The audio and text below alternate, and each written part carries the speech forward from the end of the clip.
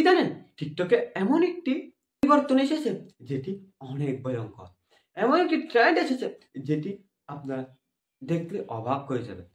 এবং এটি কেন এসেছে এবং কিভাবে এসেছে এটি জানার জন্য অবশ্যই আপনারা এই ভিডিওটি ধৈর্য সহকারে শেষ পর্যন্ত দেখুন। হে গাইস, কেমন আছেন? আশা করি সকলে ভালো আছেন। আজকে আমি এমন একটি বিষয় নিয়ে আলোচনা করব যেটি টিকটকে এখন ট্রেন্ডিং এ চলছে। টিকটকের এমন একটি ট্রেন্ড যা বিশ্বকে পাগল করে দিয়েছে। আজকে আমি সেই বিষয়টি নিয়ে আলোচনা করব। এই ট্রেন্ড কোথা থেকে এলো, সবাই কেন পাগল হয়ে যাচ্ছে এবং এই ট্রেন্ডটি কারা করেছেন এবং থেকে আমাদের সতর্ক হওয়া দরকার কিনা। ভিডিওটি শেষ পর্যন্ত দেখুন, এই ভিডিওটি আপনার চোখ খুলে দিতে পারে।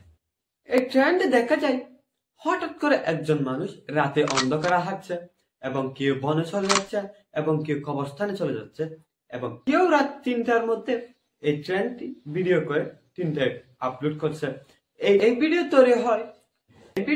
তৈরি হয় দক্ষিণ কোরিয়া থেকে এবং এটা আপলোড করার পর আস্তে আস্তে পুরো পৃথিবীতে এটি ছড়িয়ে পড়ে। Japan, Thailand, Indonesia, Bharat, Bangladesh সবখানে। বাংলাদেশে এখন কন্টেন্ট ক্রিয়েটররা বাংলার সংস্করণ বানাচ্ছে। এর ভালো দিক কি? এই ট্রেন্ডের ভালো দিক হচ্ছে মানুষ সাহসিকতা দেখাচ্ছে এবং ভিডিওর নতুন ধারা এবং সৃজনশীল ভিডিও তৈরি করা হচ্ছে। এর মধ্যে খারাপ দিকগুলো হলো নিরাপত্তার ঝুঁকি এবং ভয়ঙ্কর অন্ধকার জায়গায় গিয়ে ভয়ঙ্কর দুর্ঘটনা হতে পারে। শুধু ছেলে মেয়েরা এর অনুসরণ করছে। কিছু ক্ষেত্রে আত্মহানির ঘটনারও রিপোর্ট হয়েছে।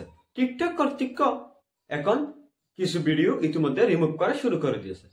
ইউটিউব, ইনস্টাগ্রাম একটি প্ল্যাটফর্মে এটি এখন ছড়িয়ে পড়েছে। কিছু মানুষ বলেছেন এই ট্রেন্ডটি যেমন ভাইরাল তেমন বিপজ্জনক। অভিভাবক এবং তরুণদের সচেতন হওয়া জরুরি। ভাইরাল হওয়ার জন্য জীবন নিয়ে খেলবেন না। সৃজনশীলতা ভালো, কিন্তু সচেতন হওয়া এর চেয়ে জরুরি।